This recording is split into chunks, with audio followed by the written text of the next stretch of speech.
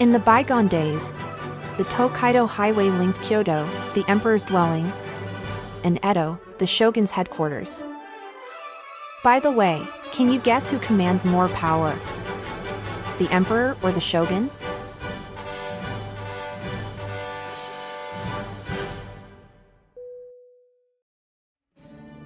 In the 1860s, ukiyo-e paintings influenced Western artists, leading to the Japanism movement. This video explores the 53 stations of the Tokaido, an example of ukiyo-e. The series of ukiyo-e prints, titled The 53 Stations of the Tokaido, was created by the painter Utagawa Hiroshige. In 1833, the year it was published, flooding and cold weather in the Tohoku region caused 9 years of poor harvest. The shogunate took measures to assist those affected, but the resulting famine, known as the Tempo famine, persisted throughout Japan. This famine impacted the economy, especially given the shogunate's strange tax system, where rice served as currency. The famine had severe economic consequences, which further weakened the already sluggish economy of the shogunate. To restore economic stability, the Tempo reforms were introduced in 1841. These reforms included measures to tighten belts, which had implications for popular entertainments like kabuki and ukiyo-e, leading to some restrictions. Despite these constraints, painters rebelled against the ban and continued creating art in various ways. Hiroshige survived through these turbulent times, witnessing and enduring the challenges brought about by the famine and the subsequent reforms. Let's take a closer look at the ukiyo-e prints. In our previous video, we stopped at Ishiyakushi. Now, we are heading to Shono. This print depicts a sudden rainfall on a mountain path near the Shono post town. Peasants hurry along the path, seeking refuge from the rain. To the left, 2 men carrying a palanquin cargo rush ahead, covering it with a straw rug to shield the passengers. In the distance, bamboo bushes sway in the strong wind. The composition guides the viewer's focus to the left, as if carried away by the wind, imparting a sense of speed. The angle of the falling rain is altered to convey the intensity of the evening shower. This piece is widely acclaimed as the best in the series. First print run and later print run. The first print run is usually limited to around 200 copies. During this phase, the artist supervises color and gradation instructions, ensuring meticulous reproduction. Renowned for freshly carved wood and fine lines, the first print run holds value for both its artistic quality and market price. In ukiyo-e, a work's popularity is directly tied to its print quantity. Following the first print run, publishers assess sales potential and may order additional print runs. However, mass printing in a short time can result in misalignment and loss of line definition due to wood wear. Moreover, color reduction and the omission of intricate processes like bokashi gradation occur without the artist's confirmation. Artists receive no royalties during this phase due to the lack of copyright law, leading to a decline in the work's value in the later print runs. First production and second production. The distinction between the first and later print runs in ukiyo-e lies in the printing process. In exceptional cases, like this notable example of Nihon Boshi, where an entirely new design is crafted using old and new printing blocks. In this second production, a significant increase in the number of people depicted creates a livelier atmosphere. These types of transformations, from a first production to a second production, could be prompted by the loss or damage of original printing blocks or subtle alterations based on customer requests. In such instances, the artist is compensated for their work on the new drawing or design.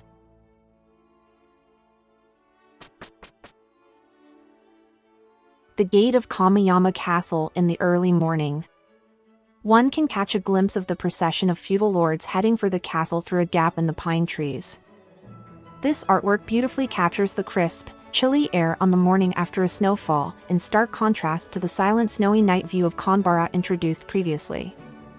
Renowned for its popularity, this piece holds notable acclaim. Speaking of Kameyama, do you recall the daimyo ships passing through the Arai barrier? They originated from this area.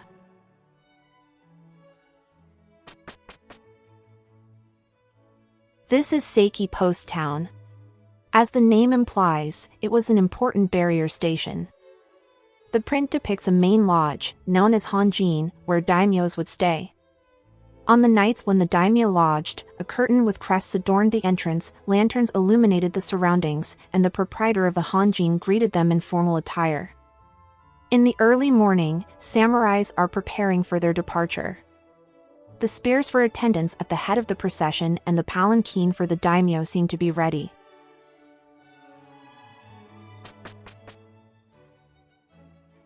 From Seki, follow this mountain road to Sakanoshita post town. This mountain is known as Tsuchiyama, meaning throwing brush away mountain. Legend has it that the painter Kano Motonobu was depicting this mountain when a dense fog rolled in, obscuring the view. Unable to continue painting the desired view, he threw his brush away. Apart from the unpredictable weather, the area boasts seasonal color changes in maples and azaleas, as well as numerous peculiar rocks. Travelers on the Tokaido Highway enjoyed observing these changes from a cafe on the opposite bank.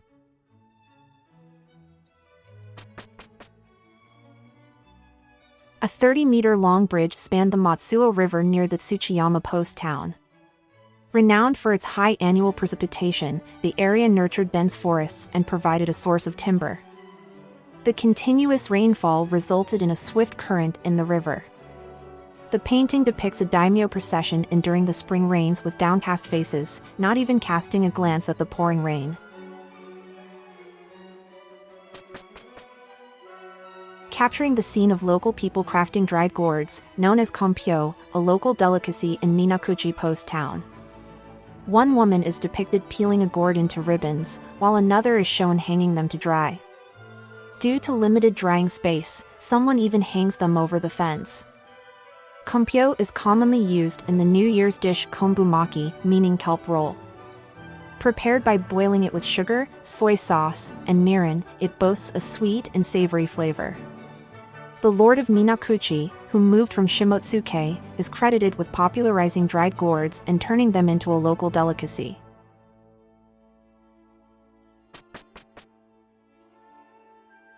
This illustration captures the vibrant atmosphere of Ishibe, a dangaku restaurant located just beyond Ishibe post town.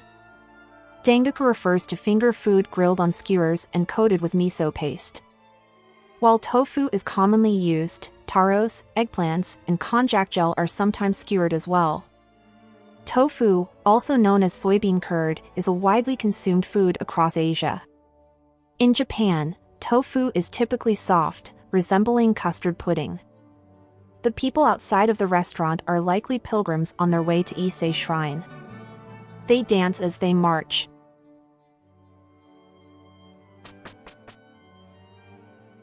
Kusatsu Post Town, strategically positioned at the intersection of the Tokaido, Kisokaido, and Lake Biwa traffic. It played a pivotal role as a trading hub for goods from the wider Lake Biwa region. The bustling cafe with a sizable storefront offers ubaga mochi. It all began with a nanny, an uba in Japanese, who crafted and sold rice cakes, or mochi, earning acclaim from travelers. The scene portrays a hurried rush down the street. This palanquin, commonly known as kago, is an express version. Two men carry the main burden, and when they get tired, the other two take over. This guy's role is interesting. He pulls a string from the front to increase their speed. And these individuals are not palanquin bearers but agents of a shipping company. When speaking of Kusatsu, it's worth noting that the renowned Kusatsu hot spring is not located in this particular area.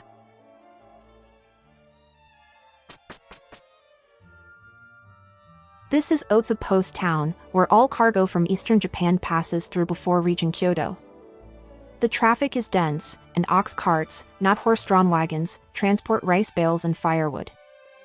In this scene, a street fish vendor stops at a well to clean fish. This cafe was renowned for a well in front of the shop. Although it is closed today, you can still enjoy the cafe's delicacy, hashiri mochi.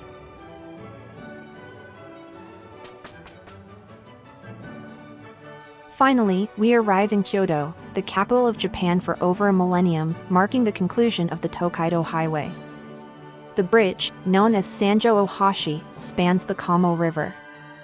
The scene is vibrant with activity, featuring elegant women amidst the bustling crowd. Constructed by the unifier Hashiba Hideyoshi, this bridge was 100 meters long and a bit narrow at 1.2 meters wide. Although the original foundations were made of stone, the print depicts them as if made of wood.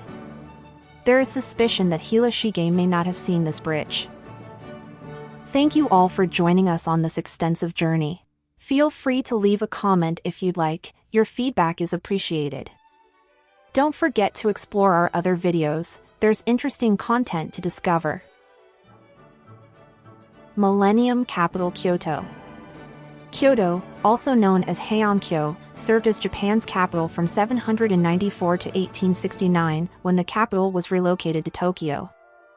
It was the political and cultural heart of Japan, with the Japanese emperor, known as the Tenno, at its core. Modeled after Chang'an, the capital of the Tang dynasty, Heian-kyo featured a grid-like layout of streets running from east to west and north to south. If you are interested, this gate is the stage of the Kurosawa film Rashomon.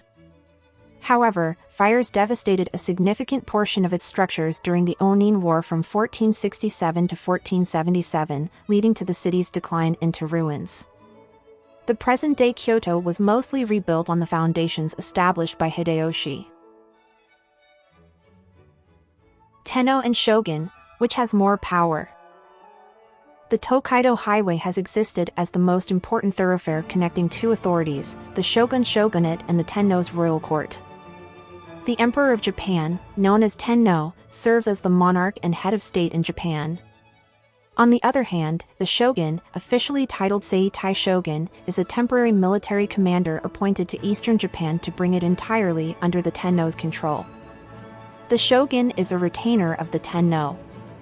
This hierarchical relationship is sometimes compared to that of the Pope and the Emperor in Europe. It's crucial to note that in this analogy, the European emperor corresponds to the Japanese shogun, not the Japanese emperor or Tenno. The Tenno, who has the authority to appoint the shogun, is positioned similarly to the Pope, who has the authority to appoint the emperor. The shogun's primary responsibility is to lead expeditions to the east. On the front lines of battle, they require self-sufficiency and rebuilding of damaged lifelines such as roads, bridges, and dwellings. To fulfill this role, the shogun is granted various rights by the Tenno, such as overseeing the construction of roads and facilities, managing food and personnel supply, and exercising local police powers. This position exclusively oversees the autonomous region in the distant east, known as the shogunate. During the Kamakura shogunate, a reversal occurred in the relationship between the Tenno and the shogun. This resulted in temporary shoguns being habitually stationed and the huge autonomous region emergence that covered all of Japan. The impact of this reversal was evident during the Mongol invasion, where diplomatic papers were officially addressed to the Tenno but forwarded to the shogunate, which ultimately held decision-making authority. As a side note, this notable painting, once thought to depict the first Kamakura shogun Minamoto no Yoritomo, is now believed to portray Ashikaga Tadayoshi, the first Muromachi shogun's brother. Due to this clarification, this portrait has broadly disappeared from current day's history textbooks. Why shoguns never usurped? The power dynamic between the Tenno and the shoguns seems odd to outsiders. While the shoguns held real power, they never fully usurped the Tenno's position, and the exact reason for this remains unclear. One possible explanation is that the shoguns had already assumed power and saw no need to abolish the Tenno's position completely. Another possible explanation is that challenging the Tenno's divinely ordained lineage could have posed a significant risk in a society where the supernatural realm was highly revered. This emphasis on lineage further distinguishes Japanese emperors from their Chinese counterparts. For example, Chinese emperors followed the Confucian idea that a virtuous ruler should govern his people by his virtue.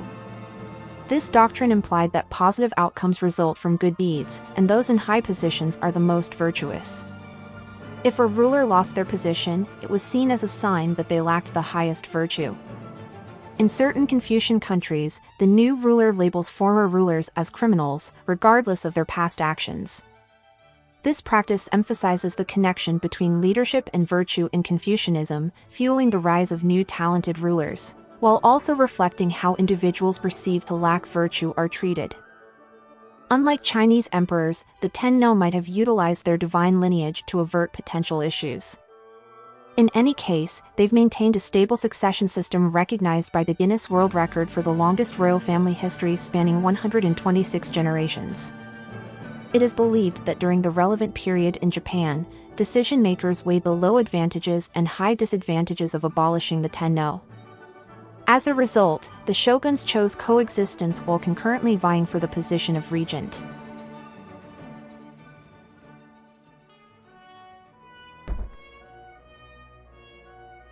Help motivate us to make more videos by liking and subscribing.